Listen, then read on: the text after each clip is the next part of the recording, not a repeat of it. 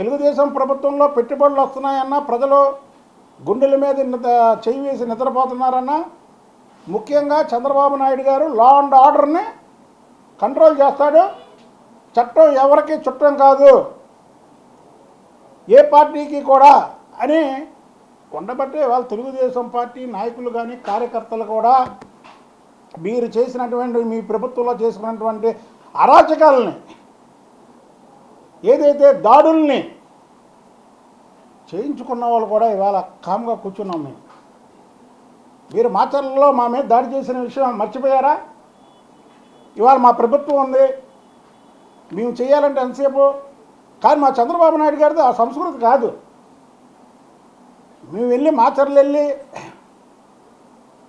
మేము కానీ మీరు చేసిన విధానాన్ని మీరు అవలంబిస్తే మా మీద కూడా యాక్షన్ తీసుకుంటారు. అంటే ప్రజాస్వామ్యంలో దాడికి దాడి కరెక్ట్ కాదు, చట్టం తన పని తాను చేసుకుంటుందనే ఒక ఉద్దేశంతో చంద్రబాబు నాయుడు గారు ఈ రాష్ట్రాన్ని పరిపాలిస్తారు. కాబట్టికే చంద్రబాబు నాయుడు గారిని భారతదేశం మొత్తం కూడా గొప్ప నాయకుడిగా చెప్పుకుంటారు.